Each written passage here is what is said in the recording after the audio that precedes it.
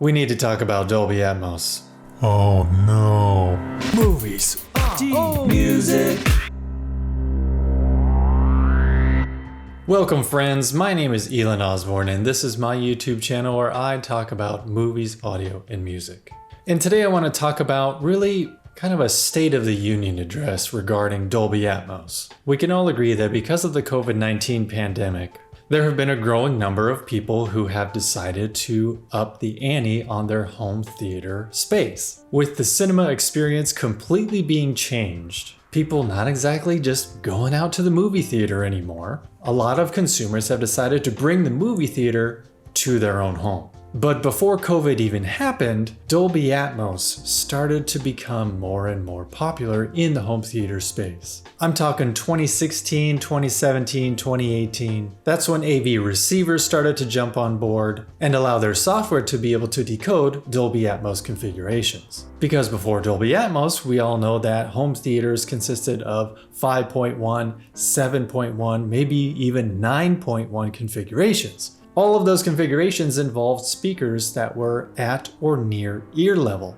and that's it. And that was great. But once Dolby Atmos started revolutionizing the home theater experience by adding a height aspect, things started to get really cool really fast. Because back 5-6 years ago when Dolby Atmos was introduced in an AV receiver, just the fact that we're dealing with an AV receiver means that you have the hardware to back it up. Meaning you have to have wired speakers at ear level, but also height speakers either mounted above the TV, mounted to the ceiling itself, or maybe involving in-ceiling speakers. Because that's what Dolby Atmos provided, a three-dimensional audio experience with your X and Y axis, now a Z axis to provide a bubble or a cube of audio. But then soundbars started to become wildly popular. Super easy to set up, typically with just one HDMI cable, maybe a subwoofer to add some real good bass extension, and maybe some surround speakers as well. But one thing I started to notice more often once COVID-19 started and people were forced to stay at home is that the words Dolby Atmos started to become synonymous with home theater in general, with a lot of these consumers who were thinking about creating a home theater for the first time in their lives. So with this new wave of consumers just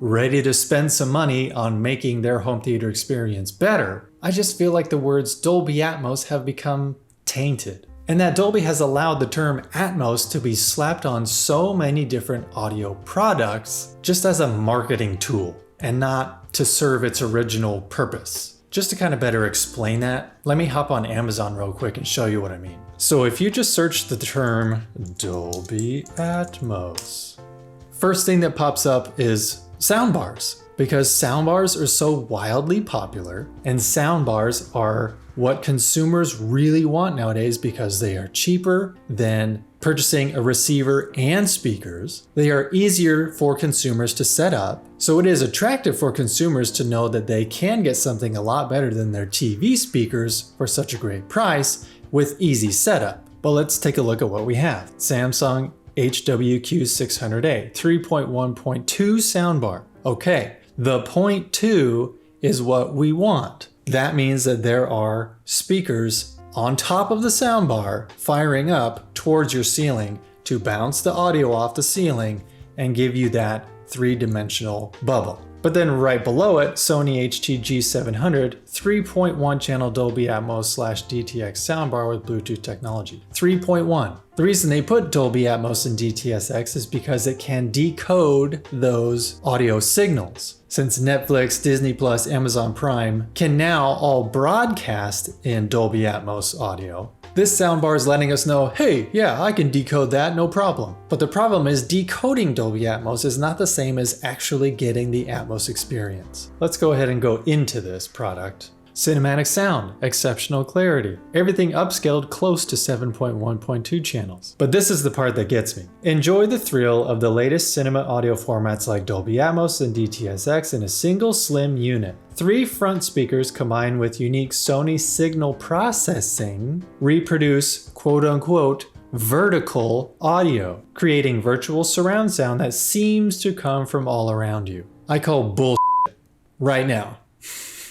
virtual surround sound and virtual Dolby Atmos is nothing like the real thing. Now, I will say this about 3.1 or 5.1 soundbar systems that say they decode Dolby Atmos or DTSX. The only advantage of having the Dolby Atmos or DTSX words on them means that they typically will have some sort of HDMI input. That just means that if you have a Blu-ray player, if you have an Xbox, PS4, PS5, whatever, you can actually plug it directly into your soundbar and it will be able to decode uncompressed Dolby Atmos and DTSX audio signals. And I myself am still an avid fan of physical media and 4K Blu-ray discs in particular. So I can tell you right now that an uncompressed 4K Dolby Atmos signal from a disc does sound better than compressed Dolby Atmos that you'll get from your TV apps, etc. So that is the one slight advantage of having the words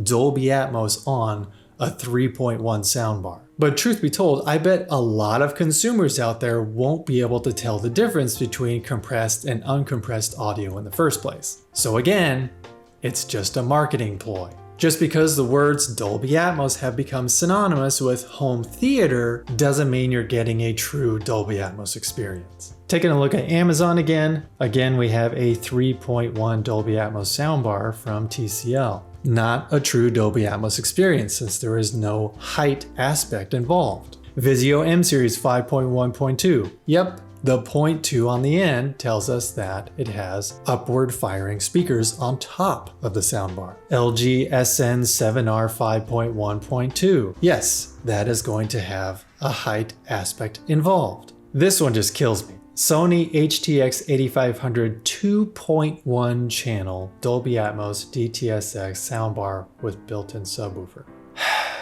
Unless it's a Sennheiser Ambio, I don't trust any soundbar that says it has a built-in subwoofer. And this one doesn't even have a center channel within the soundbar. 2.1 channel. And yet, in the title, it has Dolby Atmos / DTSX. They're just trying to reel those people in who have never really cared about home theater until now by just slapping these buzzwords on them that will get you to look at their product over another one. All right, going back to Amazon, Nakamichi Shockwave Elite 7.2.4. Yep, you got a height aspect there. Vizio 5.1.4. Yes, because you have the 0.4. Toshiba TY blah blah blah blah blah 3.1. No, it is 3.1. There are no height speakers. Samsung HWS50A 3.0 soundbar with Dolby Atmos. No man, it's 3.0. It doesn't even have a subwoofer, either built in or a separate wireless subwoofer to come with it. 3.0, and yet it has to say with Dolby Atmos because it can decode Dolby Atmos, but you're not actually getting the Dolby Atmos experience. I'm already starting to sound like a broken record, aren't I? Samsung 3.1.2 channel Q700A. Yes, the 0.2 means it has upward firing speakers. The JBL Bar 9.1 is actually kind of misleading because it says 9.1. It doesn't have the 5.1.4 because that's technically what it is. Because if we go in here, you can see that there's two upward firing speakers on the bar itself, and then each detachable surround speaker has also upward firing speakers. So technically it's 5.1.4, but they call it 9.1. But besides that, I've heard so many people praise this soundbar. So if you are looking for a Dolby Atmos and DTSX experience with a soundbar, I've heard the JBL Bar 9.1 is phenomenal. So yeah, I just wanted to clear the air. Because yeah, movie theaters are kind of slowly starting to open up and movies are starting to be released in theaters first again. But I'm sure many of you watching this video are deciding to beef up your own home theater experience for the first time ever. I just wanted to give you a heads up with the state of home theaters nowadays. And that manufacturers know there are going to be a lot of home theater noobs out there who are going to be purchasing home theater products for the first time. So just a reminder, if it has Dolby Atmos in the title, but there is no height aspect involved, the only way you're going to get a slightly better audio experience is if you're able to connect something to the soundbar, like a Blu-ray player Xbox, PS5, etc. Otherwise, it's not like Dolby Atmos is going to sound any better than a Dolby digital signal that's been around for a long time if you're just dealing with a soundbar with only 3 speakers in it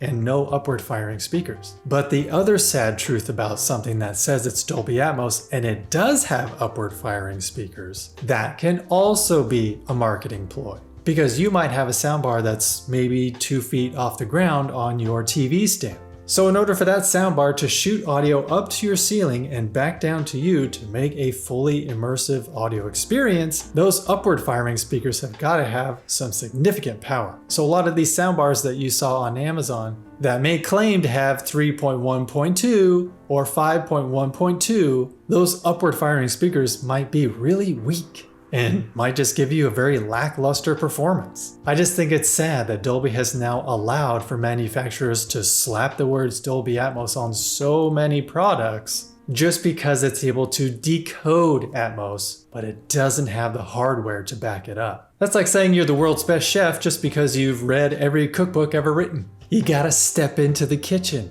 You gotta have that tangible, physical aspect to back it up. I know this is a little bit more serious than most of my videos, but as you can see, I am passionate about home theater. So I don't enjoy when I see this kind of marketing going on, trying to lure in those unsuspecting consumers who just don't know any better. That being said, I am excited to where Dolby is taking Atmos into cars and other really cool things, but that is also being backed up by the hardware that goes along with it. So they are making some incredible advancements in sectors other than home theater, but I think they've got to do some damage control with what they've done by tainting the word Atmos in the home theater realm. But on top of that, because of Disney Plus, I am very excited that IMAX Enhanced is now in a new light. Because IMAX Enhanced not only means better picture, but also better sound with a DTS:X codec. And I personally prefer DTS:X over Dolby Atmos. It's just that Dolby Atmos won the popularity contest a long time ago. So since Disney Plus has embraced IMAX Enhanced Video, I do know that IMAX Enhanced Audio is coming very soon, which will then cause other streaming platforms like Netflix, Amazon Prime to probably jump on that bandwagon too. So I am excited about the future of home theater audio, for sure.